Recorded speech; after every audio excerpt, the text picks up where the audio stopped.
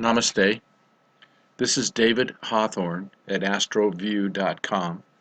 Today is the 22nd of December 2015.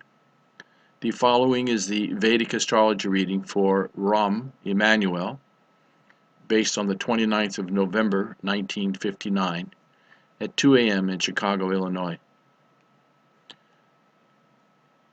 So we see that he is the 55th mayor of Chicago. He assumed the office in May 2011 and was re-elected in April 2015. Previously, he served as the 23rd White House Chief of Staff from January 2009 until October 2010. He was also the chairman of the House Democratic Caucus from January 2007 to January 2009,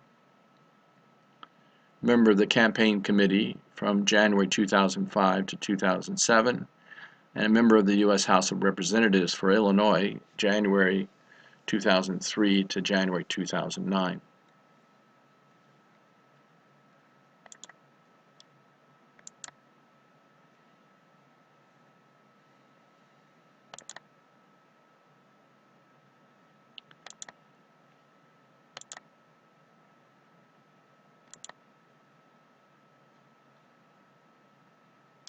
So we can say that at the time of birth, the sixth sign of the zodiac was ascending or rising at 14 degrees, 24 minutes, of Virgo.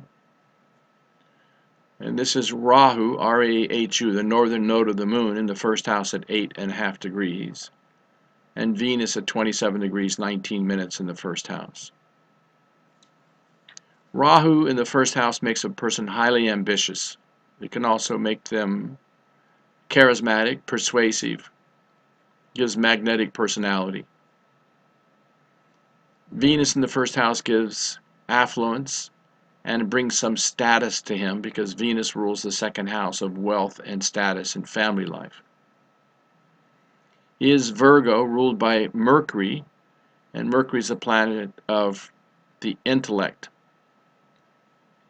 Virgos are often very perceptive, analytical, communicative, perfectionists, and critical.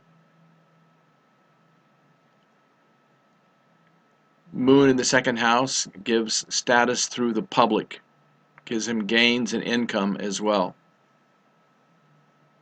In the third house of Scorpio, we have 4 planets. This is the house of independence, communications, self-initiatives.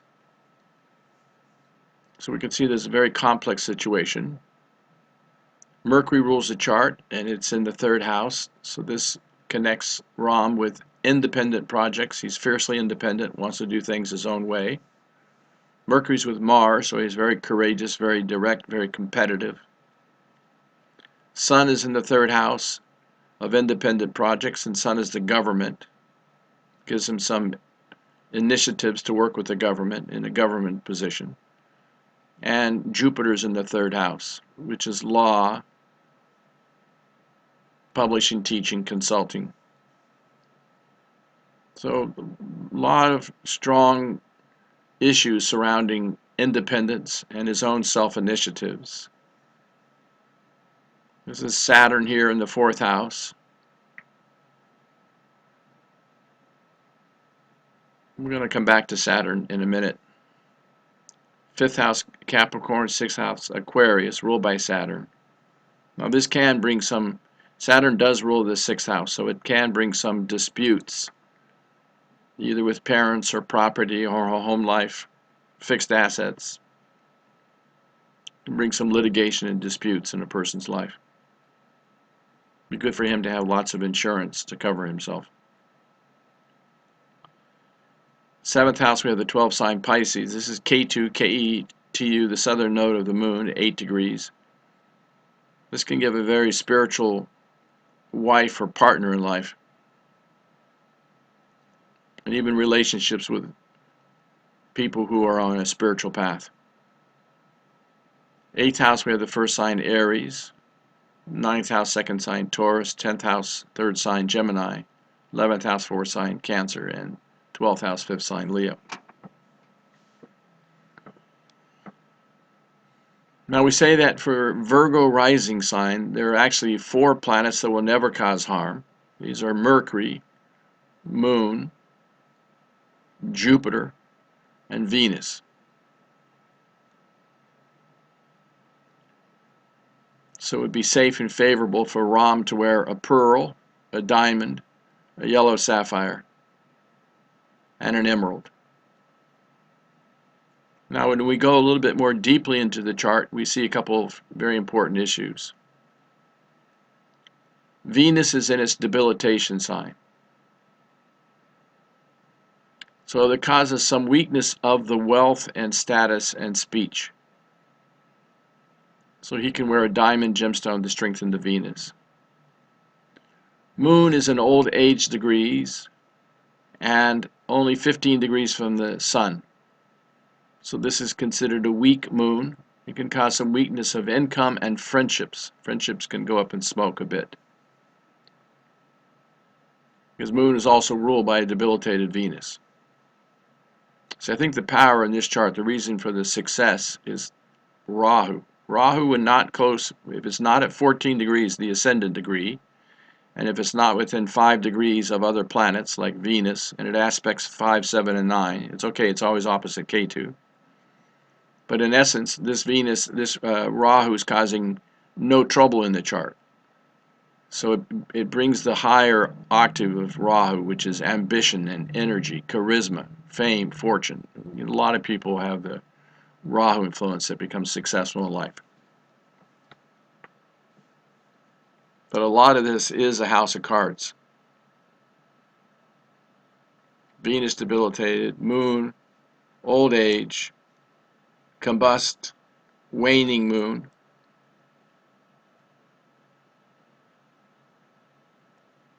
Mercury ruling the chart in the house of independence, yes, that's good. But notice it's only 1 degree, a little more than 1 degree from Mars. And Mars rules this 8th house, which is accidents and death-like experiences, setbacks, delays, and disappointments. So there can be some serious setbacks in life as well. So he needs to strengthen that Mercury with an emerald, and he has to propitiate Mars. That means we do the charities for planets causing adverse effects. So he needs to help men who are like brothers on Tuesdays. So he can do some charity work for a homeless shelter for men, for example, on Tuesdays. And he should never wear a red coral gemstone, but he should wear an emerald. Sun here rules his 12th house. So it can cause some long-distance ventures away from his birthplace. For example, he leaves Illinois, moves to Washington, D.C. And there can be some international ventures as well, foreign lands here connected. But Sun is causing trouble here. Sun rules his 12th house of losses, expenses, separation. And it is close to the rising sign degree. So technically it afflicts his 3rd house of his self-initiatives, and it afflicts the 9th house of his good fortune. So it's at some point there can be some serious issues, especially during a Sun subperiod. The next Sun subperiod, for example, could cause trouble. And then Jupiter, sitting here, is a favorable planet. It's just a little outside the 5-degree orb of Sun, but it is combust. So that can cause some weakness. The well-placed Sun in Jupiter can give male children. I think he's got 1 or 2 male children. He has 3 children total. I think it's 2 boys and a girl.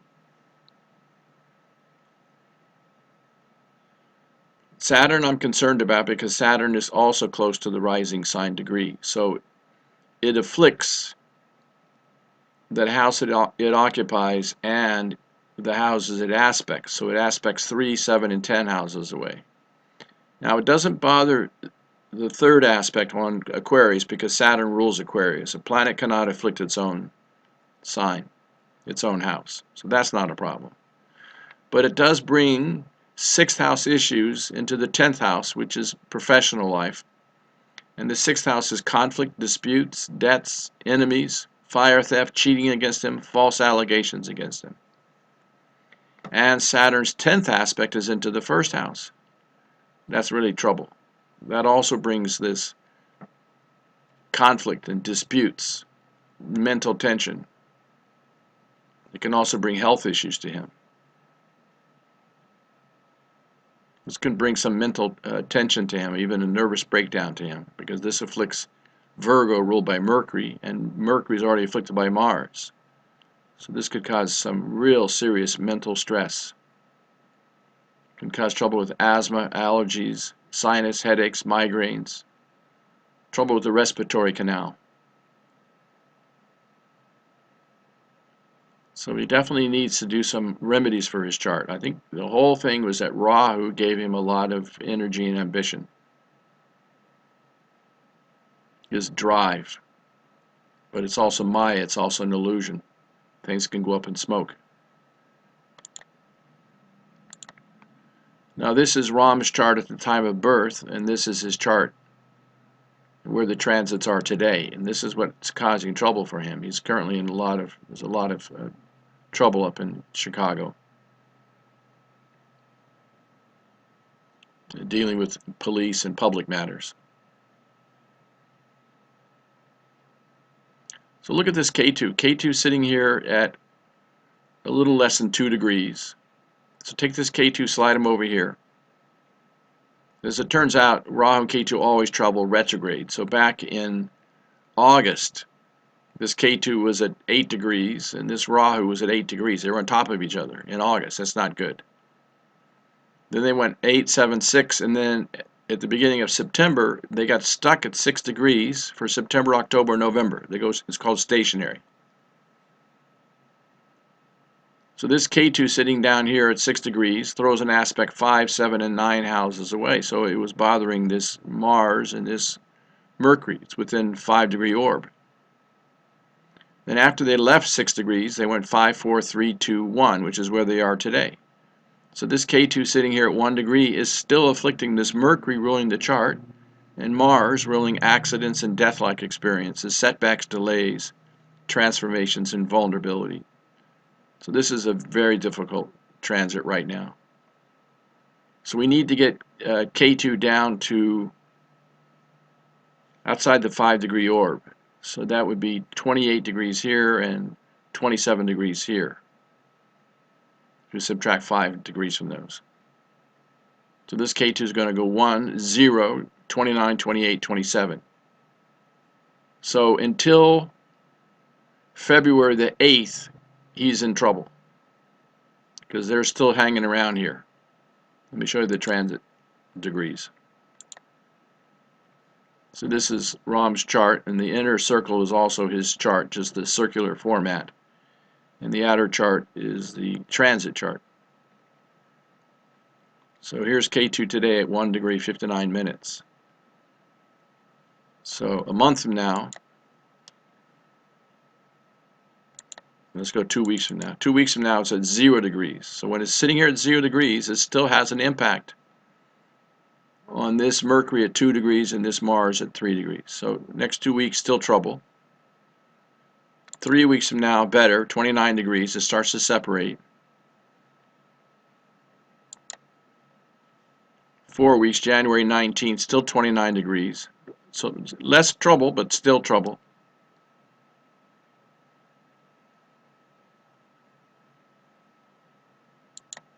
And then here's 28 degrees. So then finally this K2, this transit K2 is off this Mercury and Mars. So that's a big help. However, now look what we have. We have a different problem. Here you've got Rahu in the first house in transit. Oh no, he went over here. Oh good. All right. Here it is. This K2 is now moved into Aquarius. So he's no longer going to be sitting where he was when he was the natal position. He's leaving Pisces, he's moving into Aquarius. So he'll be there January 26th. Look at the degrees, 28 degrees. So he's sitting here at K2 sitting here in Aquarius at 28 degrees. he throws an aspect 5, 7, and 9 houses away. 1, 2, 3, 4, 5, nothing here. 6, 7. We got Jupiter and Rahu.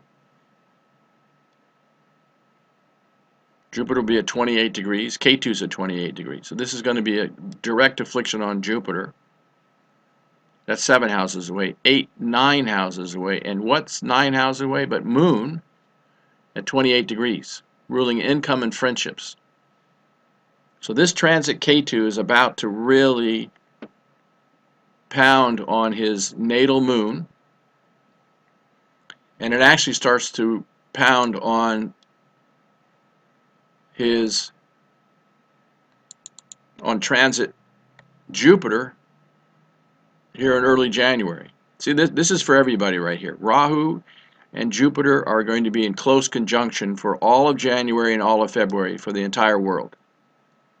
So watch for a lot of trouble with law, religion, morality, education, banking, children, students, professors, husband, children, liver, gallbladder, hips. Those are all going to be vulnerable for the entire world for January and February. But Jupiter rules Rahm's 4th house of happiness and property and fixed assets, and his children. So K2 and Rahu are both going to be afflicting Jupiter, and this K2 is going to be afflicting this Moon. Now, unfortunately, this is one of these slow-moving transits. So until we get Rahu K2 down to, let's say, 25 degrees, this Moon is afflicted and this Jupiter is afflicted. Let's see how long it takes to get down there. Here's 29 degrees. Let's go 1 month, 27 degrees. 2 months, 27 degrees. 3 months, 27 degrees. Still sitting there. Rahu K2 goes stationary at a particular degree for 3 months at a time. And when they do that, it causes trouble if somebody has a planet in that degree.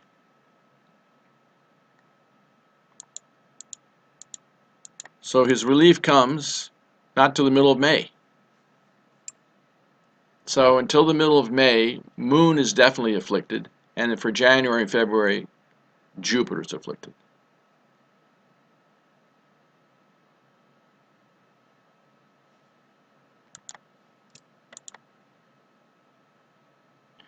By the way, Jupiter is transiting Leo for everybody, and that's not a favorable house for Rahm. This is the 12th house, a Dustan Baba, inauspicious house.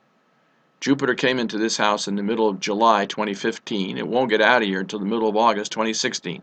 So 13-month transit. That's losses and expenses, and it's connected with property and fixed assets, domestic peace. So weak Jupiter here is not good. And Saturn, ruling the 6th house of conflict at 16 degrees, is sitting on top of his Jupiter right now. It just went over his Sun.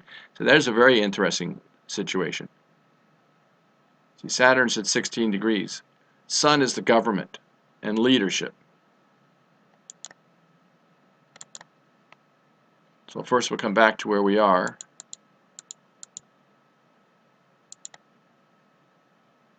But that Sun is at 13 degrees. So when Saturn hit 11 degrees on November 9th, Saturn was at 11 degrees in transit, see, sitting on top of his Sun. Now it's going to go over this natal Sun, and it's going to go over this natal Jupiter. So Saturn ruling conflict goes over Sun, ruling the government, and ruling the 12th house of losses. So losses and expenses connected with the government or government position. So let's watch how long. We need to get this Saturn over Sun and over Jupiter before there's relief. By the way, the rising sign is 14 degrees, and anytime Saturn for Virgo goes over 14 degrees for Rahm, it causes trouble, because that's the rising sign degree. That's the most effective point. That's not an arbitrary number. So watch this guy. This is not good. He's in trouble right now. That's November 9th. See, it hits 14 degrees around December 7th. That's when there's a lot of trouble for him.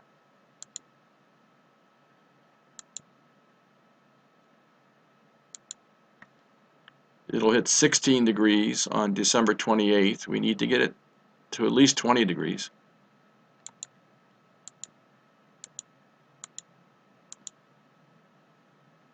So that's relief February 1st. I think Saturn goes retrograde and comes back, though. That's going to be trouble. More trouble for him. No, it doesn't come back for a while, so we're okay. He's all right. But until February 1st, you have that problem with Saturn.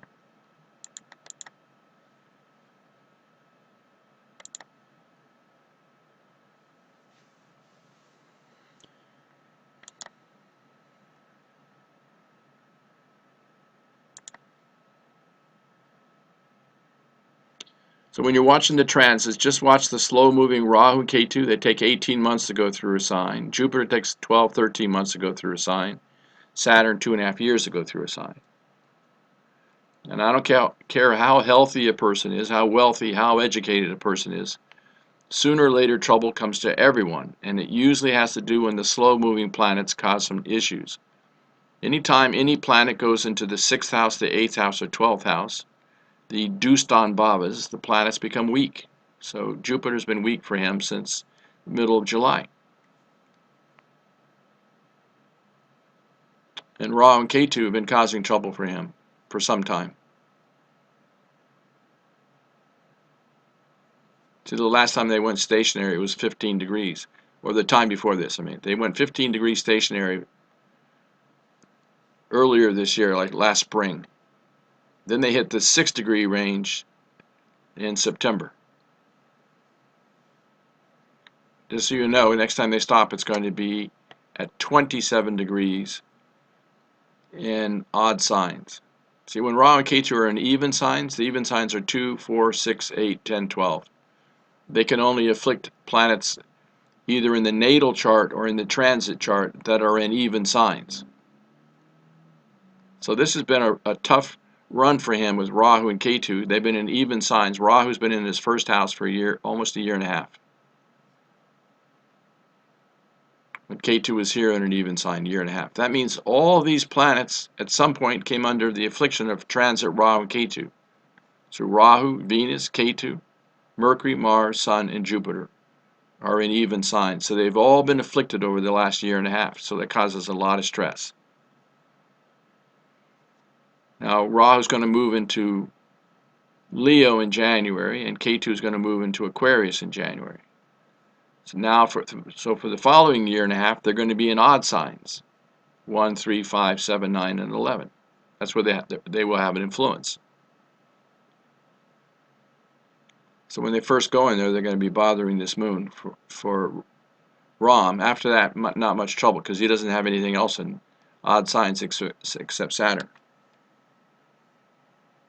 But this Rahu here at 1 degree is going moved back to 0 degrees, 29 degrees, and this Jupiter is coming up to 29 degrees. So these two are going to collide for the whole world for January and February. Okay, these are the main points. Namaste.